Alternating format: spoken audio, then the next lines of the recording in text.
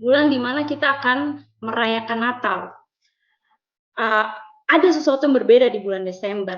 Tetapi Bapak Ibu yang terkasih, kita perlu ingat bahwa meskipun ini hanya satu bagian kecil ya, Natal hanya satu bagian kecil di dalam satu tahun yang sudah kita lalui, tetapi kita harus dengan senang hati, kita harus terbuka dalam kegembiraan menyambut hari Natal. Penting bagi kita untuk merayakan satu peristiwa yang mengguncang dunia, yaitu kelahiran Tuhan kita di dalam bayi Yesus, sehingga kita bisa terlahir kembali sebagai anak-anak Allah. Maka sangat penting bagi kita untuk merayakan peristiwa ini, peristiwa kelahiran Tuhan Yesus. Meskipun Bapak Ibu sangat disayangkan sekali ya, dunia saat ini tuh banyak sekali orang-orang yang melakukan tradisi Natal hanya karena kemeriahannya. Kalau kita cari lagu-lagu Natal, apalagi lagu-lagu karangan orang-orang Amerika atau orang-orang Barat, itu pesan-pesan Natal itu sangat berbeda. Tentang cinta di bulan Desember, tentang pesta, acara besar, tentang liburan, bukan segala sesuatu yang sangat jauh sekali dengan makna yang ada dalam firman Tuhan gitu. Dengan kemeriahan itu tuh dunia lupa atau bahkan mereka tidak tahu, belum tahu kalau ini tuh tradisi Natalnya tradisi yang sangat penting. Kelahiran kedatangan Yesus melalui perawan Maria. Nah, mari kita melihat hal-hal penting apa yang bisa kita petik dari tradisi Natal yang selama ini kita lakukan. Pertama itu adalah tentang Minggu Advent. Kita setiap tahun selalu merayakan Minggu Advent. Dan Minggu Advent ini, Bapak Ibu, kita ini adalah orang-orang yang, kita orang-orang perjanjian gitu. Selama berabad-abad Tuhan tuh menyediakan banyak sekali hambanya melalui para nabi, melalui para raja. Tuhan menyiapkan mereka, Tuhan mempersiapkan mereka untuk menarik satu garis penting, yaitu tentang kelahiran putranya. Satu-satunya harapan bagi manusia ketika Adam jatuh dalam dosa. Nah, pada hari Natal kita tuh merayakan terpenuhinya janji Allah ini. Dia memberikan jalan melalui Kristus. Kita bisa dekat kepada Allah melalui Yesus Kristus. Jadi Bapak Ibu, Adventus atau Advent ini adalah momen yang kita lakukan dalam musim menjelang Natal. Kita sudah tahu banget, ini dimulai dari 4 kali hari Minggu sebelum hari Natal. Bisa di akhir bulan November atau awal bulan Desember. Tahun ini kita mulai dari awal bulan November.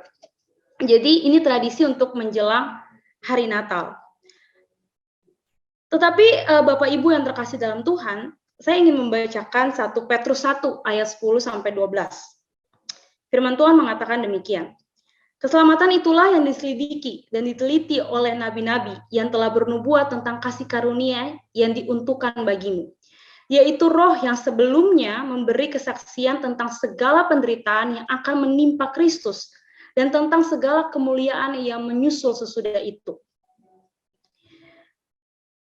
Dan kepada mereka telah dinyatakan bahwa mereka bukan lagi melayani diri mereka sendiri, tetapi melayani kamu dengan segala sesuatu yang telah diberitakan sekarang kepada kamu dengan perantaraan mereka, yang oleh Roh Kudus yang diutus dari surga, menyampaikan berita Injil kepada kamu, yaitu hal-hal yang ingin diketahui oleh malaikat-malaikat.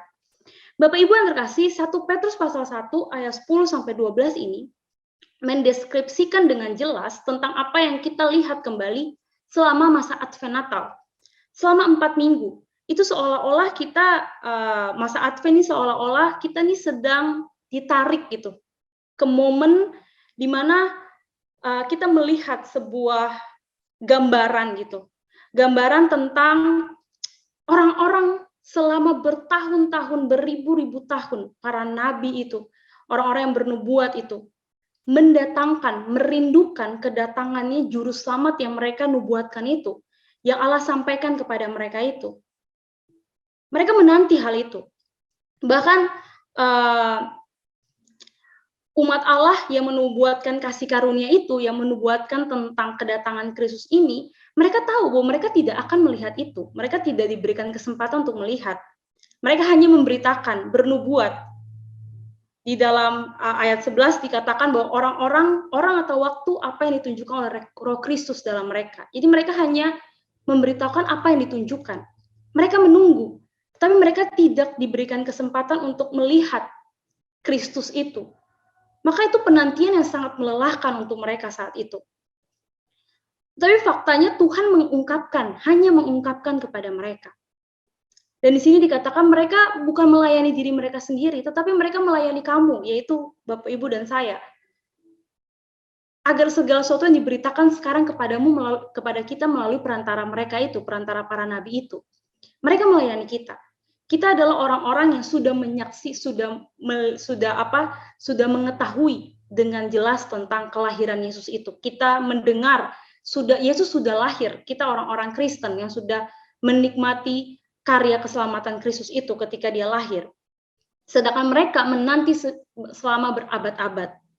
Maka kita memiliki alasan yang sangat penting untuk merayakan masa penantian ini, Adventus.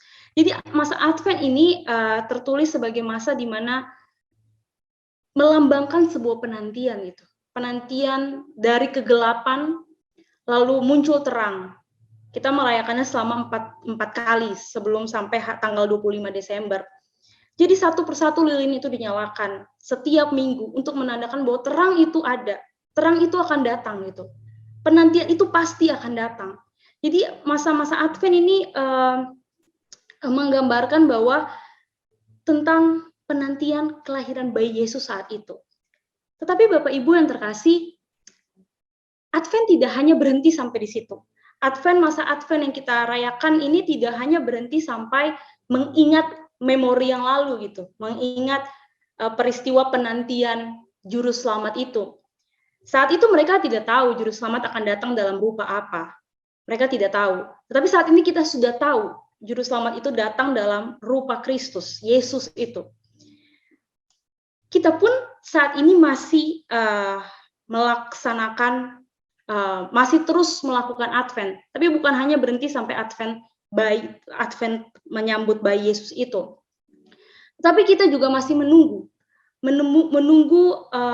kedatangan Kristus yang kedua kali. Nah, Bapak Ibu yang terkasih, masa Advent adalah masa untuk melihat ke belakang, memikirkan, pertama itu adalah mengingat kembali bagaimana masa-masa menunggu keselamatan yang dijanjikan Allah dengan orang-orang saat itu yang tidak tahu apa yang diharapkan itu. Itu yang pertama. Tetapi yang kedua, masa kita saat ini adalah masa kita melihat ke depan. Mempersiapkan diri kita, mempersiapkan diri Bapak, Ibu, dan saya untuk bertemu atau menyambut Yesus pada kedatangannya yang kedua. Dengan terus hidup berkenan di hadiratnya, dan juga memberitakan Injil bahwa janji keselamatan itu sudah selesai dalam diri Yesus Kristus. Jadi ketika orang pada pemahaman Advent pertama, kelahiran bayi Yesus itu memberitakan tentang nubuatan akan kelahiran juru selamat bagi bangsa Israel dan juga umat manusia saat itu, di masa sebelum Kristus lahir. Masa sesudah Kristus lahir, kita pun masih mendapatkan amanat yang sama, tugas yang sama. Tapi bukan lagi membicarakan sesuatu yang samar-samar, tapi jelas memberitakan tentang kedatangan Kristus yang kedua untuk menghakimi dunia, untuk memberikan kehidupan yang kekal. Saat ini kita menikmati keselamatan Kristus belum sempurna, karena kita belum bertemu muka dengan juru selamat kita itu. Tetapi Tuhan mau kita yang sudah umat pilihan ini, kita yang sudah mendapatkan terang ini, terang yang sudah sempurna di dalam diri Kristus itu, yang sudah kita miliki, Tuhan mau kita meneruskan itu, meneruskan terang itu, sambil kita menanti kedatangan Kristus yang kedua, atau saat Kristus panggil kita pulang. Jadi masa Advent ini memiliki makna yang sangat penting, Bapak Ibu. Ketika selama sudah 3 minggu ya, mau masuk minggu keempat ini, kita merayakan Advent gitu. Pas awal musuh mulai dengan menyalakan lilin, apa yang kita pikirkan? Apakah kita hanya berpikir tuh, oh itu ritual biasa, setiap tahun pasti itu. Oh itu harus cepat-cepat, itu tandanya sudah mau Natal. Hal biasa aja gitu, kita berpikir tuh hal biasa. Tapi Advent itu bukanlah hal sesederhana itu, bukan hal yang biasa seperti itu punya makna yang sangat dalam gitu. Makna pertama tuh tentang penantian orang-orang yang bahkan sampai mati pun mereka tidak melihat bayi Yesus itu. Tapi janji Allah terpenuhi. Dan itu juga buat kita hari ini gitu. Ketika lilin-lilin itu dinyalakan, lilin-lilin Advent itu dinyalakan, itu mengingatkan kita bahwa kita juga harus menyalakan lilin untuk orang lain. Kita harus menyalakan api itu untuk orang lain. Kita harus memberitakan terang itu kepada orang lain tentang Kristus itu. Jadi mari saat ini setelah kita kembali lagi diingatkan tentang masa Advent ini, tentang lilin Advent ini, kita mengingat bahwa kita punya tugas penting gitu. Tuhan, ketika kita masih di Natal tahun ini, kita masih diberikan kesempatan untuk menyaksikan penyalaan lilin Advent, itu berarti Tuhan masih memberikan kita kesempatan untuk melayani Dia. Melayani Dia lewat memberitakan Injil, lewat kehidupan yang berkenan kepada Tuhan. Jadi tradisi Minggu Advent ini bukan tradisi biasa, gerejawi gitu. Tapi ini ada pesan penting yang Tuhan ingin kita lakukan. Dan ketika berbicara mengenai terang, lilin ya, gambaran terang itu. Tuhan Yesus mengatakan bahwa akulah terang dunia. Barang siapa mengikut aku, ia tidak akan berjalan dalam kegelapan, melainkan ia akan mempunyai terang yang hidup. Pada hari Minggu pertama hanya 1 lilin. Minggu berikutnya 2 lilin. Dan seterusnya sampai lilin yang keempat, sampai hari Natal tiba. Lilin ini bukan hanya sekedar simbol dalam bentuk lilin dan sumbu, tapi ini juga menggambarkan tentang terang yang hadir dalam diri Kristus itu. Nyala api itu, simbol yang ada dalam nyala api itu adalah simbol dari terang dunia. Saat dulu belum ada lampu seperti yang kita nikmati, hanya ada lilin dan pelita, itulah terang gitu. Orang-orang bisa melihat dengan terang itu. Dan di dalam Injil Yohanes mengatakan bahwa siapa yang ada dalam Kristus, dia tidak akan lagi hidup dalam kegelapan karena dia memiliki terang yang hidup itu. Bapak Ibu yang terkasih, ini juga yang membuat kita mengerti dalam 1 Petrus pasal 2 ayat 9, ketika firman Tuhan mengatakan, kamulah bangsa yang terpilih, imamat rajani, bangsa yang kudus, umat kepunyaan Allah sendiri, supaya kamu memberitakan perbuatan-perbuatan yang besar dari Dia, yang telah memanggil kamu keluar dari kegelapan kepada terang yang ajaib. Ini adalah satu firman yang sangat indah buat kita, bahwa kita adalah orang-orang yang punya terang itu. Mari kita terus semangat ya, Tuhan masih mengizinkan kita menikmati Minggu Advent dalam dunia ini, maka mari kita memberitakan terang itu pada orang-orang. Ada satu tradisi ya, di dalam buku yang John Piper itu, dia menulis gitu, tradisi yang dia lakukan dengan anak-anaknya setiap Minggu Natal itu. Jadi setiap hari Minggu, selain di gereja, mereka di dalam rumah juga akan menyalakan lilin Advent ini di atas meja makan setiap minggu. Jadi anak-anak diajarkan dari kecil untuk menyadari bahwa mereka akan duduk di meja makan di tengah, lalu ada 5 lilin ya. 4 lilin pertama akan dinyalakan satu persatu gitu. Lalu akan dijelaskan tentang terang yang terus terjadi, terus berangsur. Akhirnya tradisi ini terus dilakukan turun-temurun gitu. Jadi anak-anak di dalam keluarga Piper itu, mereka mengerti tentang makna dari Adventus itu, makna dari Natal ini, makna dari Minggu Natal ini. Jadi biarlah ini juga bisa menjadi contoh ya untuk setiap kita mungkin di dalam keluarga, untuk memberitakan pesan Natal itu dimulai dari dalam keluarga, dari anak-anak masih kecil, itu bisa dimulai dari lilin 4 lilin ini, 4 lilin Advent sebelum hari Natal. Nah, ini adalah tradisi yang pertama yang sering kita lakukan gitu. Dan apa yang firman Tuhan kebenaran mengatakan tentang Minggu Advent ini. Lalu berikutnya ada bicara mengenai hadiah. Ketika Alkitab berbicara mengenai pemberian yang baik, segala sesuatu yang baik itu berasal dari atas, dari Allah gitu. Pemberian yang kudus, pemberian yang besar, yang indah itu berasal daripada Tuhan. Maka kita akan mengerti bahwa ketika berbicara mengenai hadiah, di hari Natal kita sudah mendapatkan hadiah dari Allah gitu, melalui tubuh dan darah Kristus sebagai pemberian Allah kepada dunia. Yesus adalah anak terang gitu, anak Allah yang terang itu, yang datang kepada kita gitu. Itu adalah hadiah terbesar yang kita miliki, yang kita punya yang kita dapatkan dari Allah. Kemudian tradisi hadiah ini dilanjutkan dengan ada hadiah Natal. Ini sangat populer di kalangan anak-anak ya. Bahkan ada lagu yang mengatakan waktu kecil tuh kita hanya pahami kita dapat hadiah Natal, tanpa kita sadari sebenarnya hadiah terbesar yang kita punya tuh kelahiran Kristus gitu. Tapi Bapak Ibu yang terkasih dalam Tuhan, ketika berbicara mengenai hadiah, ketika berbicara mengenai pemberian gitu, Kristus memberikan hadiah kepada kita tuh ketika kita tidak bisa membalas gitu.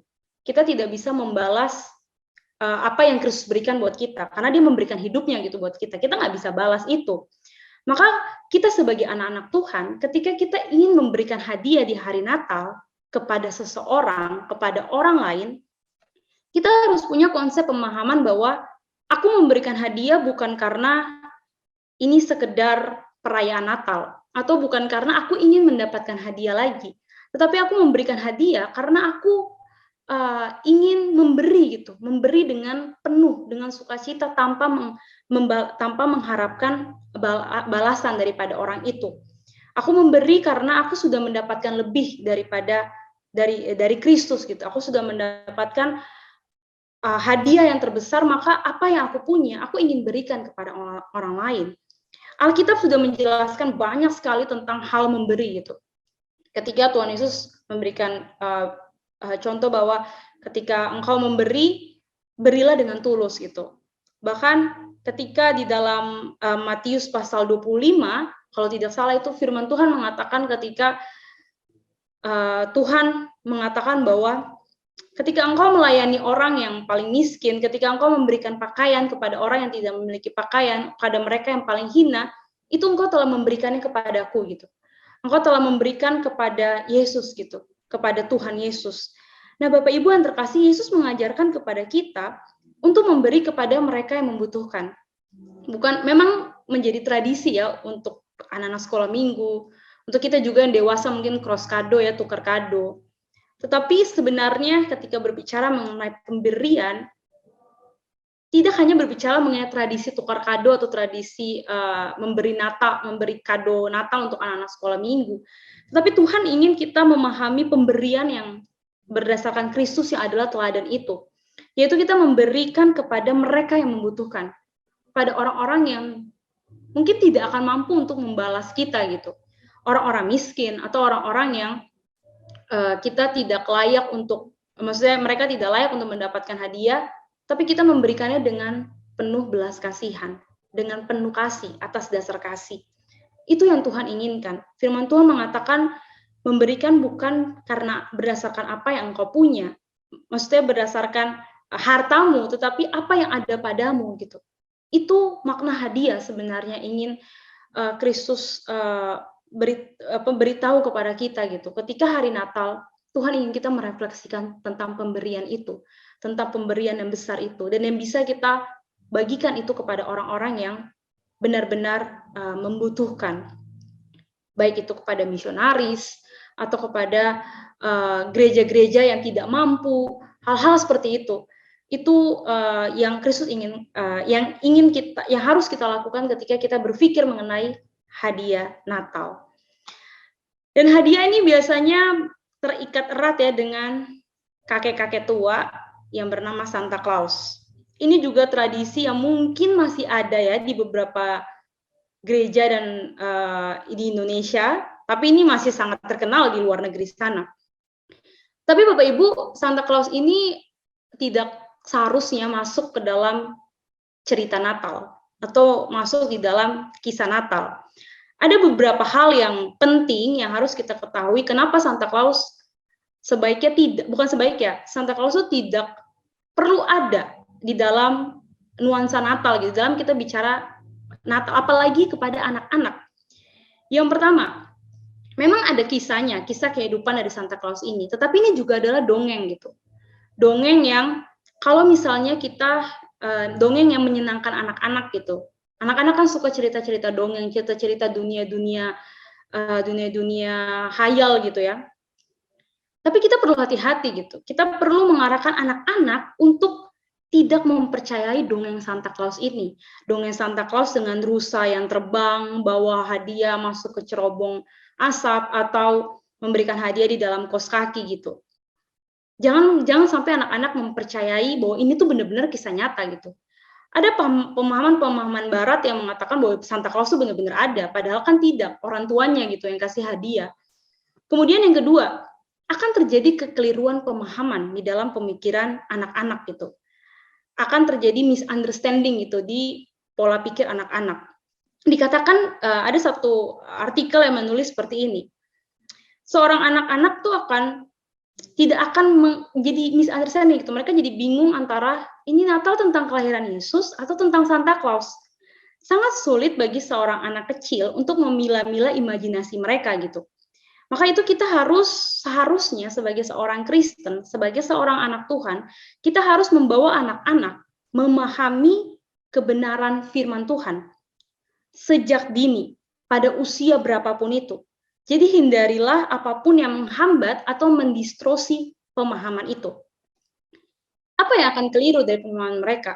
Pertama, mereka akan melihat sosok yang melihat semua gerak-gerik Anda gitu. Katanya Santa Claus itu akan melihat gerak-gerik Anda. Kemudian sosok ini menghargai Anda jika Anda baik. Jadi anak-anak diancam gitu. Kalau kamu berbuat baik, maka kamu akan dapat kado dari Santa Claus. Kemudian ada juga lagu bahkan yang mengatakan dia ada di mana-mana. Dia bisa tahu kamu ada di mana-mana gitu. Setidaknya dia bisa ada dalam satu malam gitu di mana-mana. Kemudian dia juga akan memberi Anda hadiah yang bagus. Dia adalah sosok orang tua di langit dalam tanda kutip yang paling terkenal. Nah, Bapak Ibu yang terkasih, ini adalah yang sering diceritakan gitu dalam dongeng anak-anak kepada anak-anak kecil gitu. Padahal kita tahu bahwa Santa ini sama sekali tidak seperti Tuhan. Sedangkan Natal itu berbicara mengenai Tuhan, berbicara mengenai kasih Tuhan gitu. Nah, kalau kita memberitakan tentang Santa Claus, kita sudah mendistraksi itu, sudah membuat peralihan dari makna Natal yang sesungguhnya. Ketika anak-anak berbuat nakal, mereka tidak akan mendapatkan hadiah gitu. Sedangkan ini bukan cara kerja Allah gitu. Allah tidak hanya bekerja untuk orang-orang yang, oh kalau kamu berbuat baik, aku kasih hadiah gitu. Dengan syarat berbuat baik gitu. Ini tidak. Kalau misalnya dongeng ini diteruskan terus ke anak-anak, maka mereka akan ada pemahaman yang tidak benar gitu. Sedangkan firman Tuhan dengan jelas gitu. Firman Tuhan dengan jelas mengatakan bahwa Allah menunjukkan kasih kepada kita oleh karena Yesus mati ketika kita masih berdosa. Jadi kalau mau dibandingkan dengan kisah Santa Claus yang harus berbuat baik, tentu itu sangat berbeda. Justru di keadaan kita anak-anak yang mungkin merasa diri tidak baik, justru kasih Allah tuh ada di dalam diri mereka. Itu yang harusnya ditanamkan kepada anak-anak dibandingkan menceritakan dongeng tentang Santa Claus. Makanya saya ingat betul waktu saya usia remaja itu pernah diberitakan tentang ini gitu. Jadi Santa Claus itu tidak ada lagi dalam gereja saat itu. Supaya tidak mendistraksi pikiran anak-anak. Nah, inilah yang perlu kita pahami gitu. Bahwa kita mengerti bahwa bukan karena kita berbuat baik maka kita dapat hadiah. Tapi justru karena Allah ingin kita berbuat baik. Kita yang jahat ini supaya bisa berbuat baik, maka Allah memberikan penebusan di dalam Kristus itu. Maka konsep Santa Claus ini sama sekali tidak bisa masuk ke dalam peristiwa Natal. Kemudian Bapak Ibu yang terkasih dalam Tuhan, berikutnya adalah tentang lampu-lampu Natal. Ini juga sangat familiar ya di kalangan kita, di kalangan gereja-gereja. Bahkan kalau di dunia barat, itu bukan hanya di dalam gereja atau dalam pohon Natal, tetapi semua rumah di luarnya itu diterangi oleh lampu-lampu seperti ini, seperti di gambar ini gitu. Hampir semua rumah gitu. Pokoknya kalau sudah kayak gini tuh tandanya sudah mau Natal gitu. Nah, ada sejarahnya lampu-lampu Natal ini. Ini memang familiar di Amerika dan di Eropa. Tetapi ini sebenarnya mulai dari Hanukkah Menorah. Hanukkah Menorah ini apa? Hanukkah Menorah ini adalah musim Natal yang dirayakan oleh orang-orang Yahudi. Beberapa waktu lalu saya lihat ternyata sampai sekarang pun masih dirayakan gitu ya, karena orang Yahudi ya masih merayakan Hanukkah Menorah ini di Israel sana. Jadi Hanukkah Menorah ini adalah festival cahaya. Ini sering terjadi di musim Natal. Jadi ketika masuk bulan Desember atau akhir November, pokoknya musim-musim Natal lah, itu akan ada festival cahaya di seluruh jalan, di seluruh rumah, dan ada Manoka ini atau kaki dian ini gitu. Nah, ini adalah kisah di mana orang-orang kudus yang berusaha mempersiapkan jalan bagi Mesias menurut pengajaran orang Yahudi. Dan itu mempengaruhi masa-masa bulan-bulan Desember di Yahudi sana. Nah, kemudian ini juga mengingatkan kepada masa waktu orang Israel keluar dari Mesir ya, masa Eksodus. Itu ketika umat Allah itu membuat menorah gitu, ada kaki dian, pokoknya lilin kaki dian, untuk yang akan terus dilakukan terus-menerus sepanjang generasinya orang Israel gitu.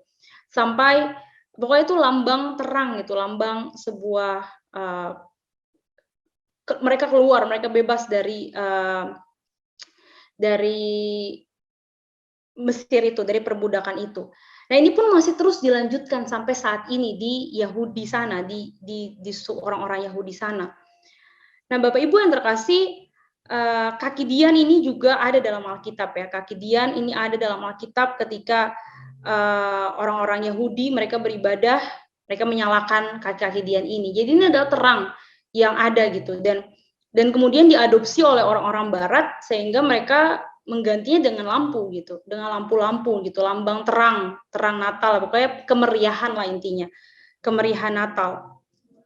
Tetapi ketika orang-orang dunia mereka merayakan, oh ini adalah tradisi Hanukkahnya orang Yahudi karena sudah turun-temurun dari nenek moyang mereka gitu. Mereka mengadopsi perjanjian lama aja gitu. Mereka masih menanti kedatangan Mesias, padahal sudah datang gitu. Tapi itu terus berlanjut. Kemudian orang-orang Barat tradisi itu masih dilakukan. Tapi ketika berbicara mengenai terang Natal, kembali lagi kita berbicara mengenai Yesus yang adalah terang itu. Bagaimana Yohanes kembali mengatakan bahwa terang itu telah datang dalam dunia. Jadi ketika berbicara mengenai lampu Natal, itu mengingatkan kita juga tentang Kristus yang adalah terang itu.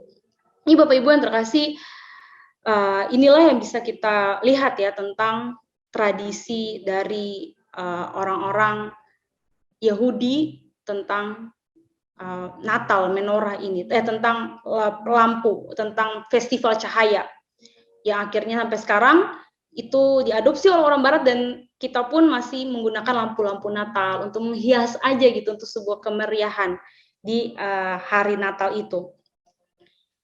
Kemudian Bapak Ibu yang terkasih, ada ini ya, satu yang terkenal itu mistletoe. Mistletoe ini adalah satu spesies tumbuhan yang sering dipakai untuk hiasan Natal ya. Mungkin sekarang udah nggak tumbuhan beneran ya, sekarang dalam bentuk plastik gitu. Tapi mistletoe ini menarik ya. Ini ada kisah menarik di balik kisah mistletoe ini. Jadi mistletoe ini adalah sebuah tumbuhan parasit, benalu gitu, yang dia bertindak tuh seperti pencuri. Kenapa? Karena dia mencuri nutrisi dari pohon inangnya gitu. Jadi ada pohon inang, terus mistletoe ada, dia mencuri nutrisi gitu dari pohon inangnya, tetapi itu hanya sebagai parasit. Karena memiliki kemampuan untuk berfotosintesis, makanya sendiri dan bertahan hidup secara mandiri. Jadi mistletoe ini adalah dianggap sebagai parasit gitu di dalam tumbuhan inang. Nah, kemudian ketika berbicara mengenai mistletoe ini, ada tradisi pra-Kristen ya, tradisi pra-Kristen yang lambang, kalau kita sering lihat hiasan-hiasan Natal ini nih, Nah, ini punya tradisi di pra-Kristen, yaitu ada tradisi dari Druidisme. Druidisme ini adalah mitos pria-pria yang berjanggut putih, terus mereka nih percaya bahwa mistletoe ini punya kuasa untuk membuat hewan-hewan yang mandul itu jadi subur gitu. Jadi ada mujarabnya gitu di balik mistletoe ini. Kemudian beberapa ahli juga percaya bahwa mistletoe ini nih bisa membuat orang pasangan yang tidak memiliki anak bisa memiliki anak. Jadi ini ada mitologi di balik mistletoe ini. Kemudian juga yang kedua itu adalah legenda Nordik. Nah, legenda Nordik ini mistletoe ini buah yang dihasilkan mistletoe ini menghasilkan buah ya. Nah, ini ada tradisi di mana Dewi Cahaya tuh setelah dia diganggu bahwa dia akan mati, ibunya tuh mengeluarkan sumpah dari semua makhluk dan benda di bumi supaya tidak menyakiti putranya. Jadi ini legenda. Nah, sayangnya dia mengabaikan satu hal, yaitu mistletoe. Karena dia pikir itu tidak berbahaya. Mengetahui kehilafan ini, dewa nakal dan cemburu bernama Loki membujuk salah satu dewa lain untuk melemparkan mistletoe ke Balder yang meninggal karena lukanya. Kematian Balder ini diselesaikan di seluruh dunia. Ini menurut legenda Nordik tentang buah mistletoe ini. Nah, kemudian ini juga pokoknya ini adalah cerita dongeng, cerita dewa mitologi tentang adanya mistletoe ini. Kemudian yang terakhir adalah tentang mitologi Yunani Romawi. Dalam puisi epik Aeneid namanya, itu ada pahlawan bernama Aeneas, itu dia ingin mencari nasihat dari ayahnya gitu, yang telah meninggalkan negeri orang mati. Jadi ayahnya udah mati, terus dia pengen ketemu ayahnya, jadi pengen ambil arwah ayahnya gitu. Nah, terus dia bilang, oh ambillah cabang emas ini gitu, cabang mistletoe ini, untuk supaya kamu tuh selamat masuk dunia orang mati dan kembali. Nah, kebanyakan orang percaya bahwa mistletoe ini adalah cabang pohon yang memiliki emas gitu, yang menarik pada abad pertengahan. Nah, Bapak Ibu yang terkasih, jadi ini satu simbol yang mungkin kita sering pakai ya di dalam hiasan-hiasan Natal atau kita pernah pakai, yang ternyata punya latar belakang mitologi gitu, latar belakang yang tidak benar, maksudnya tidak sesuai dengan kebenaran firman Tuhan. Itu cerita-cerita yang yang dituliskan oleh orang-orang gitu. Jadi tradisi pra-Kristen ini tuh selalu terjadi gitu sampai hadirlah era Kristen, era kekristenan. Kemudian di masa kekristenan ini, mistletoe ini digantung di pintu itu sebagai perlindungan dari penyihir dan setan saat itu ya, di era-era itu. Jadi disimpan di rumah sebagai perlindungan dari kebakaran juga. Karena sudah diadopsi pemikiran mistletoe ini punya kekuatan, maka sampai di era Kristen pun itu tuh masih berlanjut proses pemikiran itu untuk menawarkan perlindungan. Jadi akhirnya itu diadopsi juga orang-orang Kristen, karena orang-orang Kristen itu hidup di tengah-tengah orang Yunani dan sekitarnya gitu.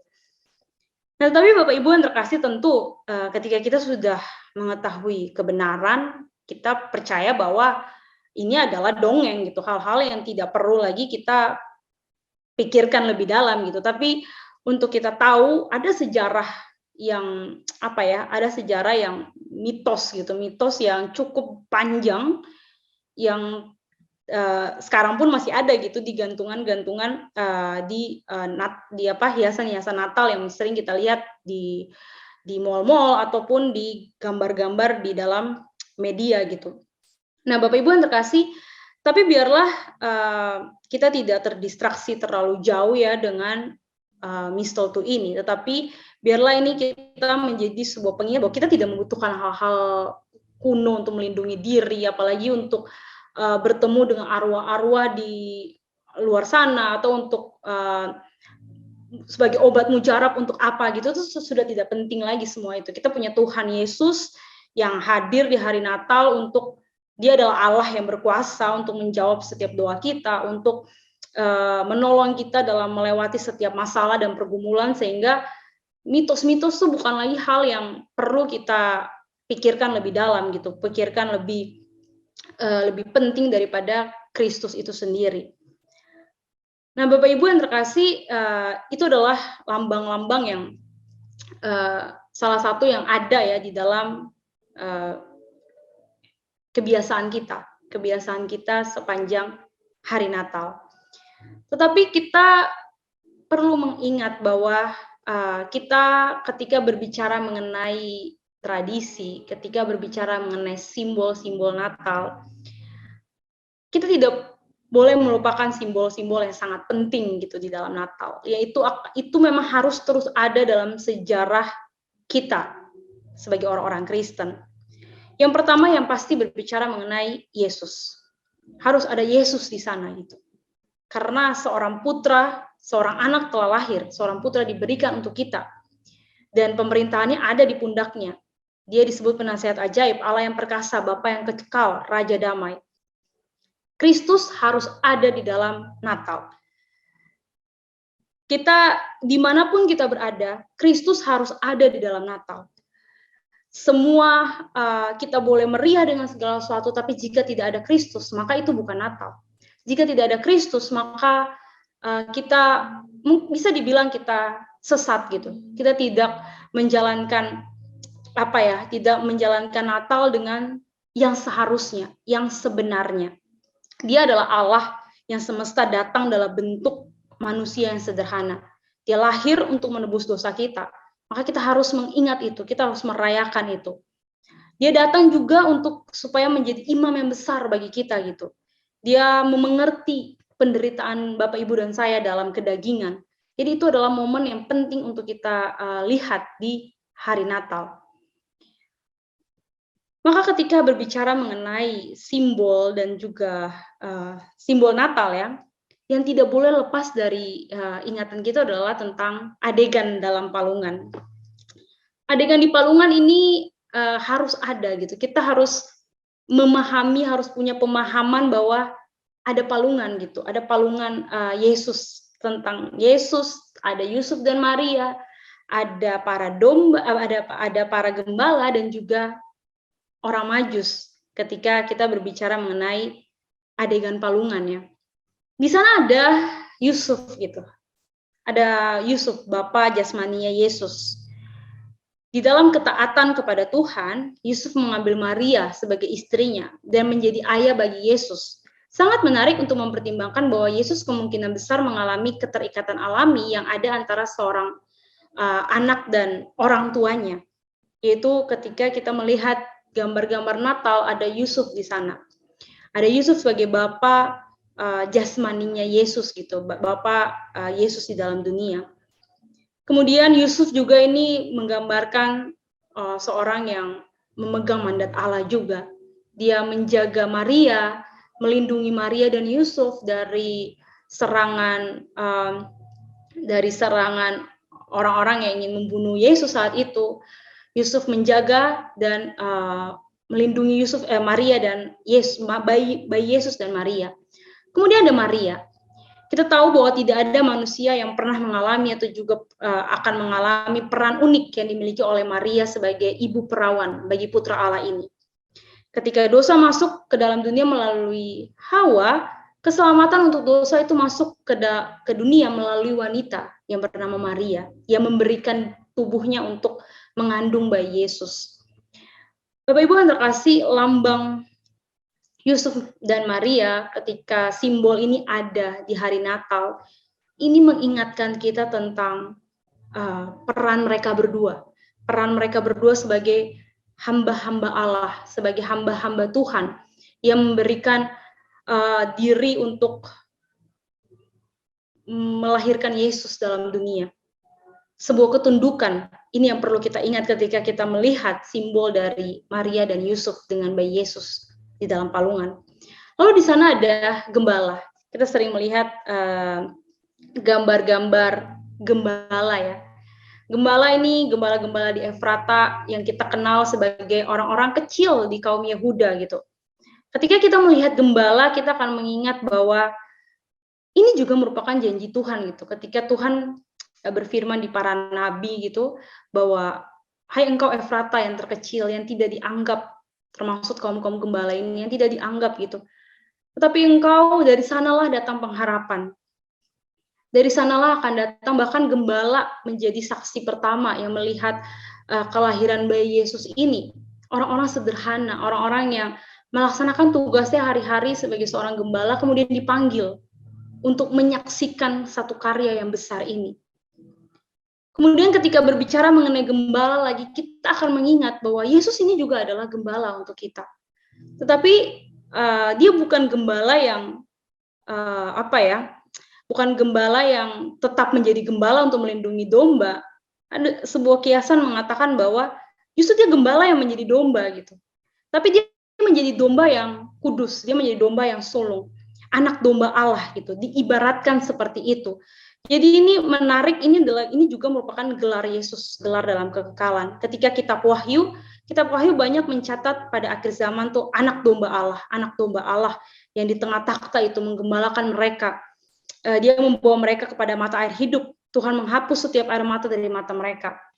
Jadi ketika kita melihat simbol Natal para gembala yang ada waktu itu, memang kita mengingat lagi bahwa oke, itu adalah gembala dalam kesederhanaannya. Dia menyaksikan Kristus. Tapi ingat, bayi yang lahir itu juga adalah gembala. Gembala yang agung untuk kita. Gembala yang besar untuk kita gitu. Dia yang menuntun kita ke dalam kehidupan kita, menjalani kehidupan kita dalam dunia ini. Itulah gembala yang lahir itu di dalam palungan itu. Lalu ada juga orang-orang Majus, para Majus, simbol dari lambang gambar orang-orang Majus. Ketika kita ingat orang-orang Majus itu berasal dari wilayah timur ya, dari wilayah timur di mana itu daerah yang daerah sekitaran Babel dan Persia lah, sekitaran situ. Mereka ketika orang bangsa Israel dibuang ke Babel dan Persia, tentu nubuatan nabi-nabi itu ada gitu di sana. Dan itu turun-temurun juga dikatakan di sana gitu. Jadi orang-orang Majus ini mereka pernah mendengar tentang berita ini bahwa akan ada seorang raja Yahudi yang lahir. Maka ketika mereka datang, mereka bertemu, mereka berkata bahwa kami ingin melihat raja orang Yahudi. Dari mana mereka tahu itu? Dari nubuatan-nubuatan yang ada yang sudah turun-temurun ada di Persia sana, yang ada di Babel sana. Karena orang Israel pernah hidup di sana lebih dari 500 tahun di sana. Jadi itu tersebar di seluruh wilayah timur saat itu. Ketika kita menggambarkan, melihat orang-orang para Majus ini, kita melihat juga bahwa mereka orang-orang pintar, orang-orang yang kaya, orang-orang yang hebat lah. Tapi mereka datang, jauh-jauh mereka datang untuk melihat lagi nubuatan yang terjadi itu. Seorang raja Yahudi yang lahir itu. Jadi kita melihat bahwa orang-orang Majus ini juga adalah bukti bahwa apa yang mereka dengar, apa yang mereka pelajari, itu mereka lihat dengan mata kepala mereka sendiri. Jadi Bapak Ibu yang terkasih, adegan dalam palungan ini tidak boleh kita tinggalkan, tidak boleh kita lupakan ya, ketika kita merayakan Natal. Meskipun mungkin ada banyak hiasan-hiasan Natal, tapi kita harus ingat satu adegan penting, yaitu kelahiran Yesus di dalam palungan bersama dengan Yusuf, Maria, ada gembala dan juga orang Majus. Meskipun memang orang Majus ini tidak di hari-hari Yesus bayi ya, maksudnya, tapi sering ditaruh juga diletakkan di samping palungan. Meskipun kita baca bersama bahwa orang Majus ini datang waktu Yesus masih anak-anak, tapi sebagai simbol saja gitu, dijajarkan skin ini gitu, penampilan ini gitu, disandingkan untuk menggambarkan inilah Natal yang sesungguhnya. Inilah peristiwa yang harus, simbol yang harus kita ingat baik-baik gitu, yang harus kita ingat baik-baik dibandingkan yang lain. Yang lain tuh mungkin hanya tambahan atau hanya untuk kemeriahan aja, sukacita, lambang sukacita. Tapi momentum ini adalah peristiwa palungan ini. Maka Bapak Ibu yang terkasih dalam Tuhan, ketika berbicara mengenai tradisi dan simbol Natal yang benar, kita harus mengerti hal ini gitu. Pertama adalah berbicara mengenai ornamen atau barang-barang yang mewakili kelahiran Kristus. Ya, seperti kita lihat ada lilin Advent, ada terang, ataupun palungan, ataupun hal-hal yang bisa melambangkan itu, atau pohon Natal seperti yang sudah diberitakan minggu lalu. Kemudian juga hal-hal yang berhubungan dengan kehidupan Yesus. Tentu Maria dan Yusuf ada di sana. Kemudian juga simbol siapa Yesus seperti yang ditemukan dalam nama dalam kitab suci untuknya, kata, gambar atau perumpamaan, yaitu raja yang agung, anak domba Allah, pokoknya menggambarkan tentang Kristus gitu. Kemudian juga ketika berbicara mengenai tradisi Natal, Natal, kita harus berbicara juga tentang nubuatan-nubuatan para nabi gitu, mengingat kembali nubuatan perjanjian lama dan yang sejarahnya itu mengarah kepada kelahiran Yesus. Maka ada satu hal yang perlu kita ingat ya Bapak Ibu, ketika kita seharusnya ya di dalam keluarga, di rumah kita, selain di gereja kita merayakannya, tapi di dalam rumah kita perlu menyiapkan Natal seharusnya itu dengan membaca firman Tuhan gitu. Membaca firman Tuhan tentang garis nubuatan kelahiran Yesus ini, untuk mereview kembali, untuk mengingatkan kembali. Jadi tradisi yang harusnya ada dalam rumah selain kumpul keluarga dan lain-lainnya, membaca firman Tuhan, membaca kembali dari perjanjian lama sampai akhirnya kelahiran Yesus di kitab Injil itu perlu kita lakukan gitu di dalam keluarga kita. Pertama-tama dalam keluarga, ataupun kita pribadi gitu, kalau kita tinggal sendiri. Kita perlu melakukan itu. Itu untuk mempersiapkan hati kita benar-benar menyambut kelahiran bayi Yesus itu. Menyambut perayaan Natal itu gitu. Menyambut peringatan perayaan Natal itu.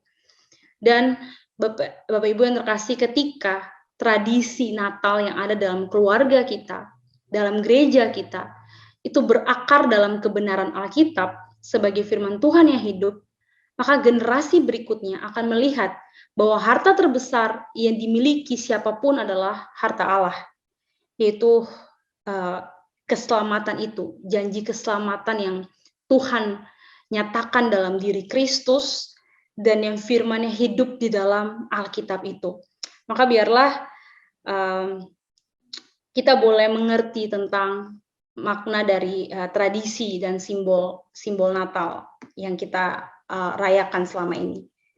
Ya, sampai di sini saja yang bisa saya bagikan.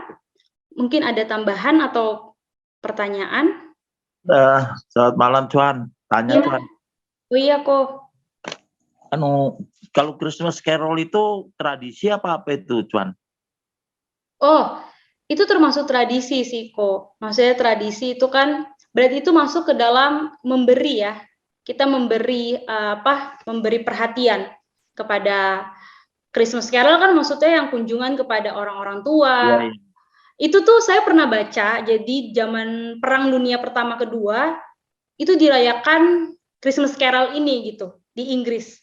Jadi di Christmas Carol ini mereka merayakan Christmas Carol untuk keluarga keluarga para tentara. Jadi tentara-tentara Perang Dunia meninggal, keluarga tertinggal sendiri kan, maka ada kunjungan tentang merayakan Natal bersama dengan keluarga-keluarga dari mendiang tentara-tentara yang gugur di Perang Dunia Kedua. Kemudian berlanjut, jadinya beralih ke orang-orang tua akhirnya di zaman modern sekarang. Begitu. Jadi itu enggak apa-apa ya dilanjutkan ya kita? Enggak apa-apa kok, untuk melayani kan, untuk kita melayani orang-orang tua. Oke. Terima kasih, Tuan. Ya, atau anak-anak panti asuhan, maka orang-orang yang membutuhkan itu. Oke, ada pertanyaan. Halo contoh, mohon maaf jika tidak sesuai dengan topik. Apakah bisa bertanya terkait apa tujuan paling akhir kita merayakan Natal, dan apakah tujuan akhir merayakan Natal sama dengan tujuan akhir Natal? Apakah tujuan akhir merayakan Natal sama dengan tujuan akhir Natal?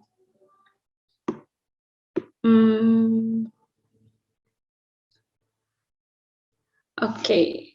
Oke, mungkin kalau saya kurang memahami, tapi, kalau ditanya tujuan akhir kita merayakan Natal, kalau saya melihatnya dari yang tadi ya, yang pertama tentang Advent itu, maksud saya ada 2 gitu, kita mengingat peristiwa ketika janji itu digenapi, penantian dan janji itu digenapi, lalu, eee, peristiwa Natal juga mengingatkan kita bahwa kita punya peran untuk memberitakan tentang Natal itu gitu, memberitakan tentang kelahiran bayi Yesus itu. Jadi kalau buat, pemahaman saya secara pribadi, saya merenungkan tentang Natal, selain saya bersyukur karena Yesus telah datang dalam dunia untuk menebus dosa saya diingatkan gitu untuk ketika Natal datang saya diingatkan bahwa, "Oh, kamu harus memberitakan loh tentang kabar baik ini," gitu. Itu sih maksudnya yang mungkin bisa saya beritakan tentang Natal ya, yang saya pribadi refleksikan gitu, tentang momentum Natal itu. Maksudnya tentang tujuan dari akhir Natal. Tujuannya ya untuk saya bersyukur karena Kristus telah lahir, dan tujuan berikutnya adalah untuk saya memberitakan gitu tentang Yesus itu, melalui pesan Injil dan juga melalui, hidup yang berkenan kepada Tuhan, ya dalam jatuh bangun sih, maksudnya, begitu. Mungkin ada tambahan dari, Cuantau, Muse, atau ada yang lain mungkin? Apakah sudah tidak ada? Cuan, Ya. satu lagi Cuan. Oh iya boleh. Cuan, kita kan kalau biasa Christmas Carol itu kan kita terus-terusan apa, maksudnya itu, pakai topi Santa Claus. Nah, sedangkan Santa Claus kan sekarang ini kan maksudnya apa, ndak boleh apa, ndak ditiadakan apa gimana, Cuan? Jadi Oh, bagaimana dengan topinya itu? kalau saya sih itu kan hanya apa ya, kayak lucu, kayak kemeriahan gitu loh. Jadi kayak, nggak apa-apa sih, nggak masalah, yang salah dari Santa Claus itu kan konsepnya, konsep dan ceritanya yang salah. Dan kakek tua itu gitu kalau ada gitu. Tapi kalau kayak pakai topi Santa Claus, pakai bando rusa, itu kan hanya apa ya, hanya kemeriahan aja gitu. Kita kan yang penting kita tidak mendewakan itu sebagai sesuatu yang gimana gitu. Kalau misalnya itu kan jatuhnya kayak hiasan-hiasan Natal yang mistletoe itu juga salah kan, maksudnya salah, maksudnya kalau dalam prinsipnya gitu. Tapi kan untuk hiasan, untuk kemeriahan yang tadi saya bilang, hanya untuk ya supaya sukacita lah, karena memang sudah jadi budaya, ya bisa aja kita pakai gitu. Asal dengan pemahaman jangan salah, itu jangan berpikir saya adalah Santa Claus yang bawa hadiah gitu. Tapi maksudnya berpikir bahwa oh ini Christmas Carol bukan karena saya, tapi karena ya ingin berbagi kasih gitu, karena Tuhan gitu, karena kayak gitu sih kok. Iya iya iya. Iya, Cuan, terima Jadi kasih. nggak apa-apa kalau pakai itu. Gitu. Oke, jika sudah tidak ada lagi, kalau gitu tidak ada ya. Oke, saya tutup di dalam doa ya, biarlah kita semua bisa merayakan Natal dengan pemahaman yang benar. Meskipun kita turut juga merayakan dengan kemeriahannya, hiasan yang bagus-bagus, hiasan yang indah-indah, dekorasi yang bagus, dan juga tradisi keluarga dan lain-lainnya, tapi jangan sampai lupa gitu dengan hal penting di hari Natal tentang Kristus itu. Oke, ya mari kita berdoa. Tuhan Yesus, kami bersyukur karena kami boleh kembali lagi diingatkan tentang tradisi dan juga simbol-simbol Natal yang boleh kami rayakan selama hidup kami ini Tuhan. Tuhan ajarlah kami agar kami boleh menjadi anak-anak Tuhan yang tetap mengingat hal penting dari Natal dan tidak terlalu melihat hal-hal yang tidak berhubungan dengan esensi dari Natal itu. Ampuni kami jika selama ini kami punya fokus yang salah, tapi ajarlah kami untuk bisa melihat, berfokus kepada Kristus, Sang Bayi Natal itu, Putra Natal itu, Juru Selamat kami itu. Dan ajarlah kami terus juga untuk berani untuk memberitakan pesan Natal ini kepada orang-orang di sekitar kami. Terima kasih Tuhan Yesus, hanya dalam nama-Mu kami berdoa dan bersyukur. Amin.